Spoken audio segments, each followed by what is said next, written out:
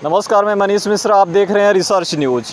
इस समय हम कलेक्ट्रेट परिसर के बाहर हुए हैं और यहाँ पर अगस्त क्रांति मंच का धरना प्रदर्शन लगातार 3 दिनों से चल रहा है और ये आमरण अनशन है। शासन प्रशासन की इस तरीके की निष्क्रियता हो गई है कि किसी प्रकार की अभी तक सुनवाई नहीं हुई है और सिर्फ जिन लोगों के साथ अत्याचार हुआ है, लोगों को भ्रष्टाचारियों द्वारा कुचला गया है, उनकी सिर्फ इतनी गलती थी कि उन्होंने सिर्फ सवाल किया। सवाल करने पर इस तरीके की सज़ा उनको मिली है। लेकिन 3 दिनों से आमरण अनशन पर, चाहे वो बारिश हो, चाहे तूफ़ान हो, चाहे इनके जीवन को किसी तरीके से खतरा हो जाए, इस बात की शासन और प्रशासन को चिंता नहीं है। लेकिन ये सवाल अब जायज़ हो गया है कि शासन और प्रशासन क्या कलेक्ट्रेट के अंदर सो रहा है? क्या शासन और प्रशासन इन लोगों की मांगों को नहीं मानेगा? ये शासन और प्रशासन के ऊपर सवालिया निशान है। आपसे जानना चाहेंगे, अभी तक किसी प्रकार की प्रतिक्रिया क्या प्रशासन से नहीं आई?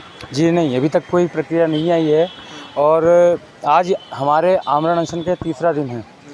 आप देख रहे हैं लगातार 3 दिन से 24 घंटे हमारे बड़े भाई लोग यहाँ पे बैठे हुए हैं और यहाँ तक कि शासन प्रशासन के सभी लोग, चाहे वो सत्ता पक्ष हो चाहे विपक्ष हो, यहाँ से कई नुमाइंदे यहाँ से जाते हैं, लेकिन उनको ये नज़र नहीं आ रहा कि यहाँ पे किसी के लिए हम नहीं बैठे हैं। यहाँ कोई राजनीति रोटी सेकने के लिए नहीं बैठे हैं, यहाँ पे हमने किसी को न्याय दिलाने के लिए बैठे हैं। एक मूवी बनी थी सत्याग्रह, तो उस मूवी में केवल एक ही चीज़ दिखाया गया था कि जब तक सुनवाई नहीं होती है तब तक आमरण अनशन हो रहा है।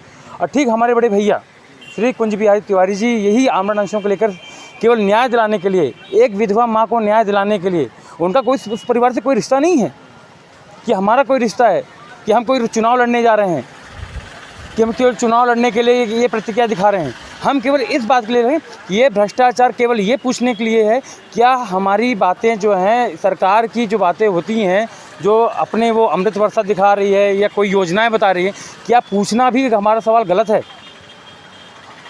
क्या यदि सवाल पूछना ही गलत है फिर तो ये सेवाएँ आप बंद करवा दीजिए।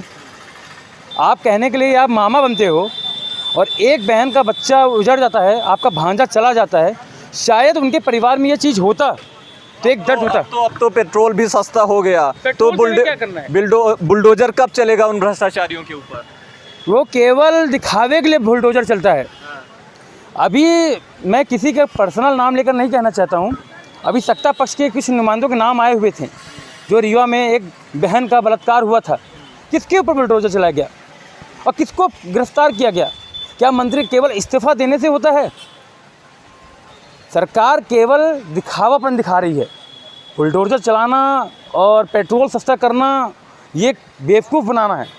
अभी चुनाव नहीं होता तो ना पेट्रोल के दाम सस्ते होते और ना बुलडोजर चलता। उत्तर प्रदेश का चुनाव देखते हुए यहाँ पे बुलडोजर दिखाया जा रहा है। भ्रष्टाचारियों के लिए प्रशासन आँख मूंद कर क्यों बैठी हुई है? मैं सिर्फ इतना कहना चाहता हूँ, ये गांधी का देश है, यहाँ किसी की नहीं चलने वाली है। यहाँ जीत सत्य की होगी और हमारे आंदोलन की होगी। हमें संविधान पर और इस देश पर, न्याय पर पूरा भरोसा है। हम तब तक आंदोलन में बैठे रहेंगे जब तक हमारी मांगें पूरी नहीं होगी और निश्चित ही हमारी मांगें पूरी होगी, ये हमें विश्वास है। कमलेश उपाध्याय की मृत्यु हो जाती है सिर्फ सवाल पूछने पर। ये कैसी शासन व्यवस्था है, कैसा संविधान है कि जिसके अंदर आपको न्याय नहीं मिल रहा है? अगर न्याय मिलता होता तो हम आमरण अनशन करते ही क्यों? यहाँ पे अराजकता है, तानाशाही है, लोकतंत्र के खात्मे का प्रयास है।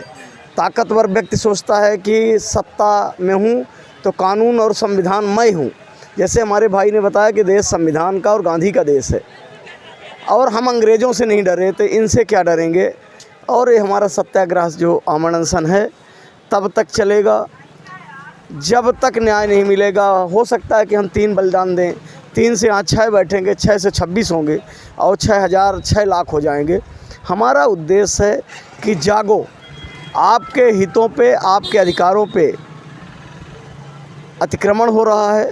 ये संगठित जो लूट है उसके खिलाफ़ अगर आप सवाल करोगे तो आपको हत्या मिलेगी, आपकी जान ले ली जाएगी और अपने इंतज़ार में बैठे रहो, अगला नंबर आपका आएगा। इसलिए हम सब कोई भरोसे के साथ बैठें कि लड़ेंगे और जीतेंगे। भरोसे की लड़ाई है और ये प्रशासन से भी भरोसा है, लेकिन अभी किसी तरीके के कोई नतीजे तक बात न पहुंचना ये साफ दिखाता है कि अभी तक तो संरक्षण है, लेकिन आशा और विश्वास है कि हमें न्याय मिलेगा और न्याय की इस लड़ाई में कमलेश और सोनू भी शामिल होंगे। लेकिन कब तक न्याय मिलेगा इसकी कोई गारंटी नहीं है। जिला कलेक्ट्रेट के सामने हम हैं और यहाँ पर लगातार ये तीसरा दिन है।